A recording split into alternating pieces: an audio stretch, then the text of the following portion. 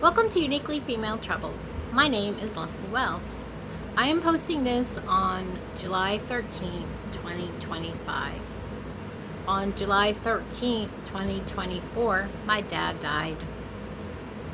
And I just want to talk about my dad today. He was a great dad, and I feel so blessed that he was my dad. And just to tell you a little bit about him, he was born in 1938. He was a little bit shy of, I think, his 86th birthday when he passed away. And unfortunately, he passed away of the effects of vascular dementia. It was very sad, and it was very hard. And I'm not going to really be talking much about the time that his illness got really bad. He spent the last 6 weeks of his life in a memory care unit. And it was so bad he didn't even know he wasn't at home. And we did end up, when his body's organs started to shut down, we did end up putting him in hospice. And he was on morphine so he wouldn't suffer. And it didn't last all that long. It was too long, but it wasn't that long, objectively. And I've never seen a person die before. I've never even seen a dead person before they were embalmed or treated. I guess they were all embalmed. Anyway, before a mortician had taken care of the body. And it was a very strange, sad, moving experience. And it was very profound because, like I said, other than bodies that are already laying in a casket and that are already all dressed up and their hair fixed and makeup on their face, I never seen a body go from breathing to not breathing. And I never seen a body go from animated by a spirit inside of it to just being not animated, not breathing. And very quickly, surprisingly, almost looking like he was made out of wax instead of flesh. And the last time I kissed his forehead, he was already starting to get cool. It was sad. But I want to talk about his life. I don't want to really talk about his death. Like I said, he was born in 1938. And he was born in Charleston, West Virginia, which made him a city boy. Because Charleston is the biggest city in West Virginia. It's the capital. It's the same city where I was born. And he had two brothers. He was the youngest. And they were born very close together. So there were three boys that were going around together getting in all kinds of mischief. And I haven't heard too many stories about when he was really young. But I know that their dad got them all BB guns at the same time. And at some point, their mom took them all and threw them in the river. And I think they were shooting at birds. And there's no reason to use anything that's alive for target practice, and I think that's what they were doing, but I'm not even that sure about that. But I do know of some things that happened when they got a little bit older. And the first thing that happened was my uncle Tommy was the oldest, and then my uncle Johnny, and then my dad, who is named Bill. His name was William Ray Thompson. And so you had Tommy, Johnny, and Billy. And Tommy, Johnny, and Billy got their money together and bought a car when the oldest one of them was about 13 or 14. And he didn't know how to drive. My Uncle Tommy didn't know how to drive. But they scraped the money together and bought this old jalopy that barely ran. And the guy sold it to them. He knew they were going to drive it. It's absolutely mind-boggling that anything like that even happened. But it did.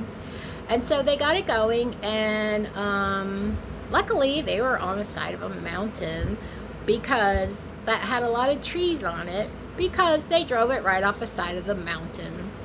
But it got stuck in a tree, on a tree, not in the tree, like in the top of it.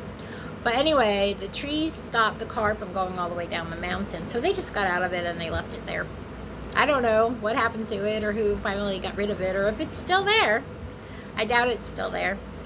But it's just so funny to think about those three boys. They had no business trying to drive a car. And then whoever sold them that car had no business selling a car to three teenage boys who definitely weren't old enough to have a driver's license yet. And then another thing, this didn't involve my two uncles. This involved my dad. He was very young, like 13. And he was hanging out in a bar and grill called the Garden of Eden, which I find the name absolutely hilarious. But it was called the Garden of Eden, and one of the things it had was pool tables. And when my dad was like 13, he was hustling pool. He was really good at pool when he was really young. And I don't know how he got so good at it, but he was enough at it that he was making good money. Because people thought, there's no way that kid can be as good as I am. And so they would bet him, and then he would beat them. So he did that for a while. And he was going to high school. He graduated high school. He talked about going to art school. He was actually really good at art, but he never did go to art school. And then he did a few different jobs. He thought about trying to become a trucker. But his dad worked at a glass factory. And his dad got my dad and my uncle both jobs at the glass factory. It's called Owens, Illinois. And they made bottles. So, but the problem with the glass factory in Charleston was that it was in the process of closing down that location, not the entire company. But that location, they were closing it. And so my dad was working there, but it was kind of off and on. And he worked in a pawn shop some of the time when he wasn't working at the glass factory, which I think he really enjoyed from the stories he told. And one of the jobs he had is he was a delivery boy at a drugstore. And he was working there, and they hired this tall, beautiful woman from the hills, a farm on the hills, who happened to be my mom. That's how they met. And so my dad and my mom met because they both worked at the same drugstore, and then they started dating.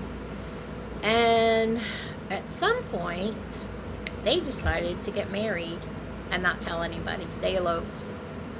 Which it's so funny to think about, because you don't think about your parents doing impetuous things like eloping, but they did. And a lot of it had to do with the fact that my dad didn't have a steady job yet. And and my aunt, who is 15 years older than my mom, their parents did not approve of the man she married because he was very poor and he didn't have a good job.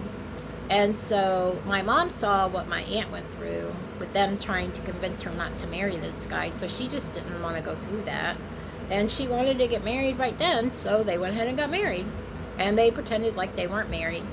Well, being 18 years old, which my mom was, she couldn't keep from telling one of her girlfriends the big deep secret that she was married.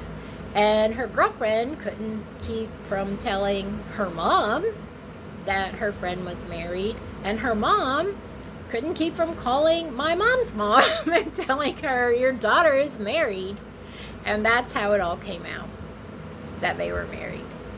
So eventually they got their own place, and they were living, and all this stuff was happening. Well, at one point there was a strike at Owens, Illinois. And my dad was in the union, but he crossed the union lines and he worked. So did my uncle, and so did a bunch of other people. And I don't know the details of the strike. I don't know if it was their union that was striking and they were supposed to honor that, or if it was another union, because often if one union strikes, the other unions will honor that. Well, a lot of people were not honoring it, and I don't know who was striking, and I don't know the reason they were striking. But when they finally did end up closing the Charleston plant completely, the only people they transferred were the people that worked during the strike. And that my dad was one of them. My uncle was another. And so that meant that we moved to North Bergen, New Jersey. And talk about like country boy going into the city, country lady going into the city. I was 2. I think I was about 2. I don't remember living in West Virginia. And so eventually my memories kick in pretty early. I think I remember some things that happened when I was 3. I know I remember a lot of things that happened when I was 4, because I started kindergarten right before my 5th birthday. I started kindergarten 2 weeks before my 5th birthday, and I remember tons of things that happened before I started school. So I do know I remember a lot of things from when I was 4. And one of the things I remember most about my dad is that he was Mr. Fun Guy. He knew how to make anything fun. He was just so, he could turn the most blah thing in the world into a fun adventure. And that was something I've always loved about my dad so much. So for a long time, it was just, so for the first 6 years of my life, it was just us 3, my mom, my dad, and me. Then, by the time 2 more years had passed, we had doubled from 3 people to 6 people. And the way my parents accomplished that was the last pregnancy was twins. So in less than 2 years, my mom had 3 babies. Her hands were definitely full, and so were my dad's.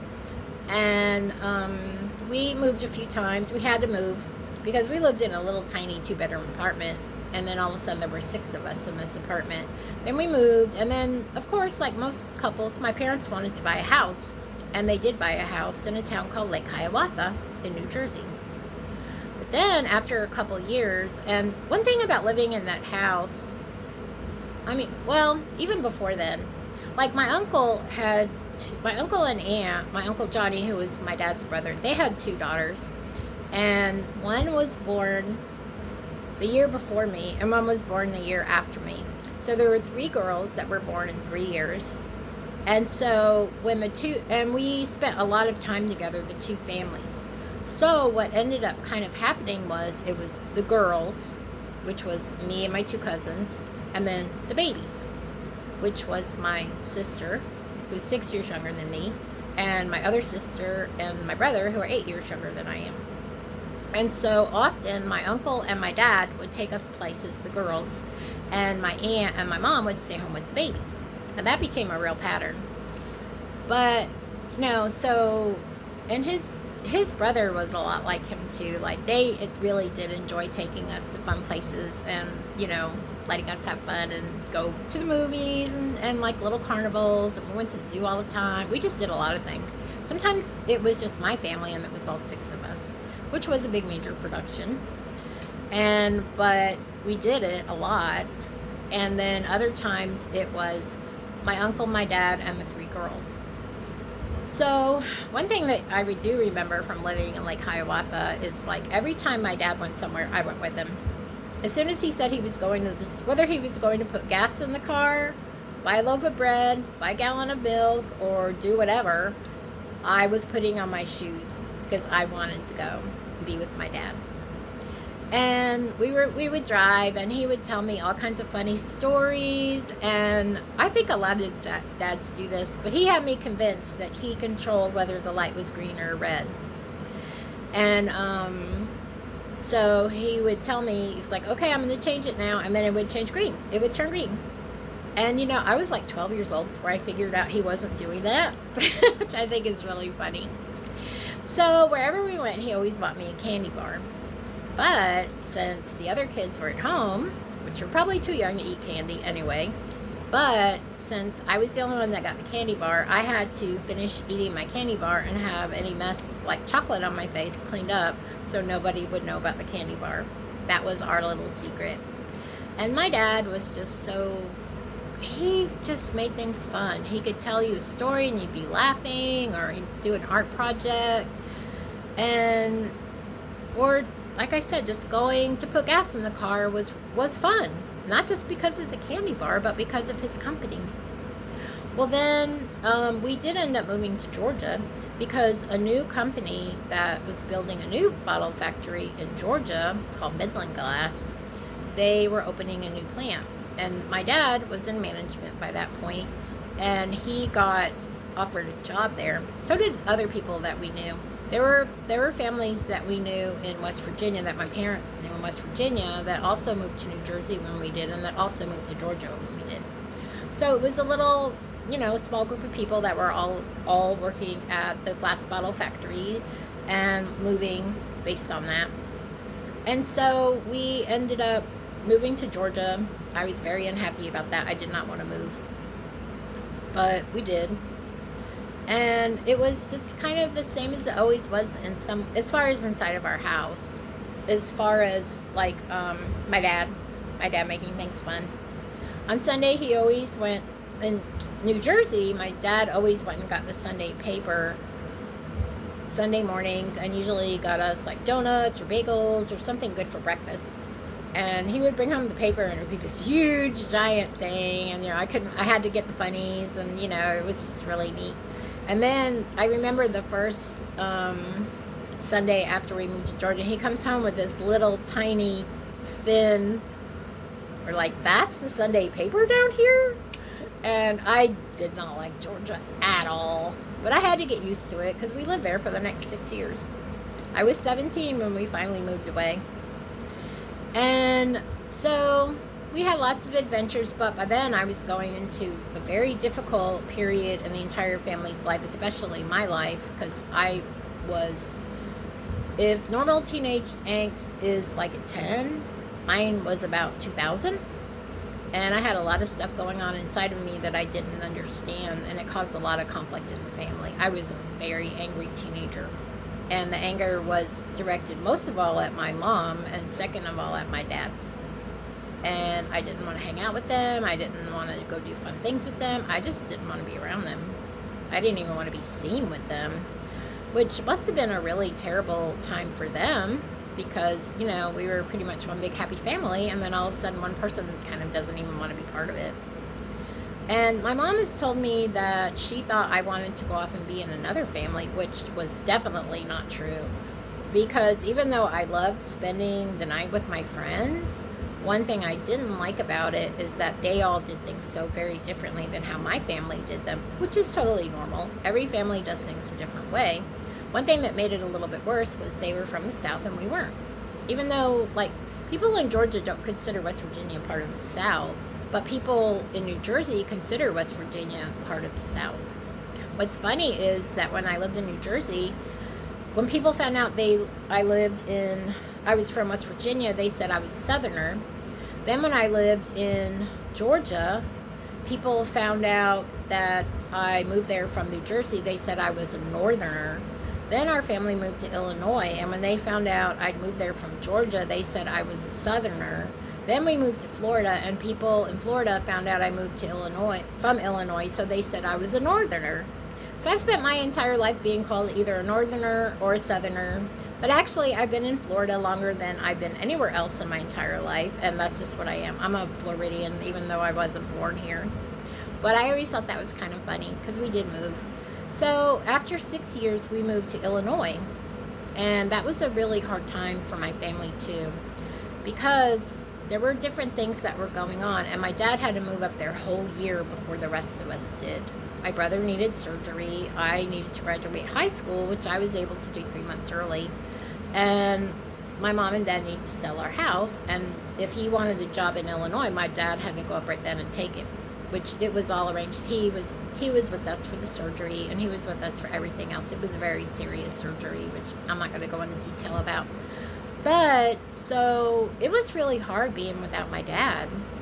I didn't like it. It was so weird because he was a lot of what brought life into our house. And I don't want to make it sound like that it was like a mausoleum without him in there, because it wasn't. But I don't know. There was just something really special about my dad. He had us all laughing, and it was always coming up with funny things. And he did all the grocery shopping. That became a thing. I don't know when that became a thing, but it became a thing when, I don't know if it happened before my mom had those 3 kids in 2 years. I don't know that part, but I know it happened after that.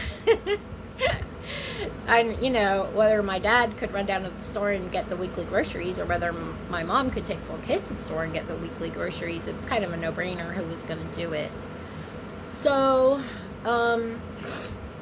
every Saturday my dad went grocery shopping for the family's food, and every Saturday we just couldn't wait to unload the bags from the car and unload the bags, because there was always a treat in there for us. And candy bars, just all different things, sometimes little toys, and sometimes big bars of ivory soap for each of us to carve and make into things, or something special for us to do or make. And my dad always wanted us to see everything that was around. Like when we lived in New Jersey, we went to the Bronx Zoo, and we went on the Staten Island Ferry, and we drove around New York City so often. We went to all these different places, and the Museum of Natural History was my favorite place, and also Palisades Park, which I did a video about of something that happened there. I'll try to remember to link that with this video. But so we ended up moving to Illinois, and then I came home. So then I had graduated high school, and if they hadn't waited for me, we moved 2 weeks after I graduated high school, and if they hadn't waited for me to move, I would have had to spend the last 3 months in a totally new school.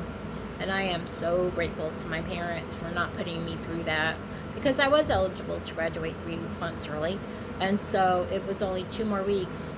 They had to wait about 2 weeks, and then we waited 2 more weeks, so finally we all ended up in Illinois together. I didn't like Illinois either. By then I wanted to stay in Georgia, so I guess I just can't ever be satisfied, right? So anyway, then I didn't have any friends in Illinois, and I got a job in a food court. And because I had decided, because based on the cult teachings, that I wasn't going to go to college, which my parents were not happy about.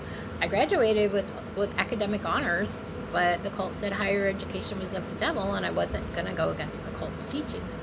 Although I didn't tell my parents that was why. I just told them I did not want to go to college. They accepted it because they knew that I had the right to make that decision. I wish now that I wouldn't have made the decision I did, but it was my decision.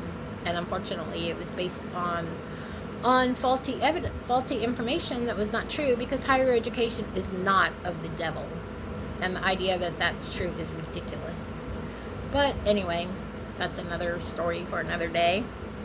And so at that time, I was engaged to my now ex-husband, and he was in Georgia and I was in Illinois.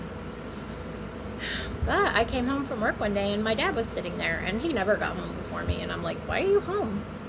And he said, I got fired. And I just cracked up laughing. I'm like, no, you didn't. Why are you home? And he's like, I got fired. I'm like, Mom, why is Dad home? And he's like, he got fired. And that was unbelievable to me. My dad had never gotten fired. Nothing. We had no chaos in our home based on my dad's employment, which I'm very blessed with that, because I know a lot of people can't say that. And turns out what happened was, because my dad was in upper management, a new plant manager had come in, and he replaced all of the upper management with his own people. That's why he got fired. It wasn't because he was a bad worker or anything like that, but it did happen. And so he eventually, it didn't take all that long, but he eventually found a job down here in Florida. He was working for the company Tropicana, but at that time they owned a bottle factory called Industrial Glass.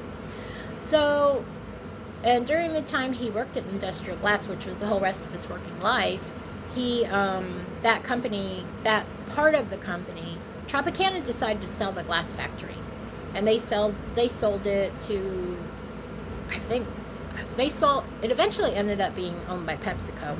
But then PepsiCo decided to close down all their glass factories, and they offered management an early retirement package, and my dad took it. And so he did retire early, but it was a good thing, because he would have had to find another job when he was in his 60s, and it was much more profitable for him to take this retirement package than it was to have to do it all over again. And I'm really glad he did that. So we came down here, and that was one move I was really happy to do, because I would be a lot closer to my fiance. And I did not like Illinois. I couldn't find, back then it was really hard to find a message church, which is what we called the cult we were in, the end time message. And since they take pride in not being a denomination, there are no records of where the churches are. And if you're going somewhere, you have to somehow ask around and word of mouth and find out where a church is, which nowadays I think it's a lot better because everything's online. But anyway, so we moved down here, and it was a big improvement. And I just worked. We moved down here in the beginning of 1980 in January. As we were leaving Illinois, it was snowing, and we drove south out of the snowstorm. And that snowstorm turned out to be one of the biggest snowstorms they ever had, or they'd had in a long time. But we weren't there for it. I was very happy. I did not like driving in the snow. I had never learned how to function really in snow. I was 12 when we moved away from New Jersey. So snow, I did not know how to drive, how to do much of anything when it was so cold and so much snow. So we moved down here and didn't have to worry about that anymore. And I lived down here with my parents for about another year and a half, and then I got married in 1981 in June. And so then I moved up to Georgia with my ex, and we moved back. Like, he was still living in Georgia, and I moved up there to be with him. That was where we started our married life. But back to my dad. Well, in 1983, my ex and I moved back down here, and I've been here ever since. And so my parents and I have definitely all lived in Florida longer than we lived anywhere else. And I was really blessed because from 1983 all the way till now with my mom, and all the way till last year with my dad, I got to be, you could say, in the same town. It's one of those situations where two towns spread out so much so they just kind of like blended into each other, and you can't tell where one ends and one begins. And that has been such a huge blessing. And my daughter got to grow up with her grandparents, which was something I was always so jealous of people if they got to do, because my grandparents all lived in West Virginia, and I couldn't remember living in West Virginia. So I was very happy that my daughter had that. One thing I want to tell you about my dad, though, is like, Mom was our fact checker, because Dad liked to pull our leg. And like, when I was 5, I realized, what is going on here? There was more than one Santa. And I realized by then there's only one of each person. There's only one of my mom, one of my dad, one of me, one of my aunt, one of my cousin, one of my friend. There aren't 2 or 3 of the same people walking around on Earth together. But yeah, every street corner has a Santa Claus. Every department store has a Santa Claus. He must not be real. And I always said, I don't think Santa's real. And I was 5. So, I was okay with the flying reindeer. I was okay with him visiting every single house on the globe in one night. But I was not okay with there being more than one of this person. So I went to my dad and I asked him about Santa. Like, why is there more than one Santa, and is Santa real? And he's like, of course Santa's real. I'm like, then how come there's more than one of him? And he said that Santa had magic pills, and he gave the pills to his elves. And the pills made them look just like Santa Claus, because all the kids all over the world want to visit Santa and sit on his lap and tell him what they want for Christmas before Christmas. And there's no way Santa can be everywhere at the same time and also get everything ready for the big day, Christmas Eve and Christmas morning, delivering all the presents. So he has his elves do it instead of him. I'm like, oh, okay. But I was used to my dad making up outlandish stories, and that kind of sounded like one. So I went to my mom, and that's what I always did. If I asked my dad something, he would just come up with something really funny. And so then Mom was the fact checker. And so this was a very frustrating thing that she did. And she did this on more than one occasion. But I asked her, Mom, is Santa real? And I told her why I didn't think he was real. And she's like, what do you think? I'm like, I don't know. Is he? And she just kept saying, what do you think? Over and over and over. And it was so frustrating. I felt like yelling, like, if I knew what I thought, would I be asking you? No. So that pretty much cinched it that Santa wasn't real. Because I knew that if he was real, my mom would be like, of course he's real. What are you talking about? So when I was 5, I realized Santa wasn't real. But my dad made up a funny story, and my mom dodged the question, which isn't too atypical of either one of them. And then I remember I was a Christian. I was 10, and the rest of my family weren't. And I was really worried about them because I didn't want them to go to hell. I didn't want them to be in the Great Tribulation and all that stuff. And so I asked my dad, Dad, does Jesus live in your heart? And he's like, I don't know. It's like, hey, Jesus, are you in there? He's like, I don't know. Is he in there or not? And, and I was cracking up. I mean, he always made me crack up. And so then I went and I asked my mom if Jesus was living in her heart.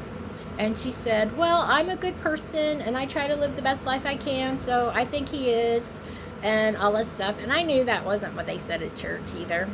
So I was pretty sure my parents were Christians by then. But my dad came up with a funny answer and my mom came up with a logical one. So then, I lived down here, they lived down here, and we did all kinds of fun things together. And I got to spend a lot of time with my dad, and I really loved my dad.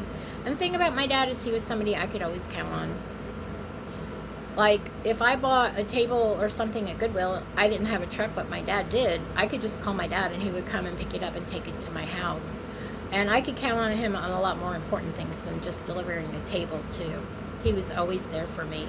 And he was always encouraging me, and he was always a cheerleader. And he was a very creative person.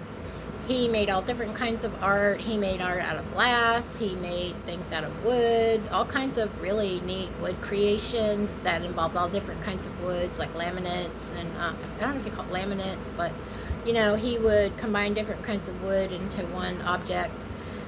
And he ended up making wine stoppers and pens, and he sold those in craft shows and stuff like that. He just always modeled creativity.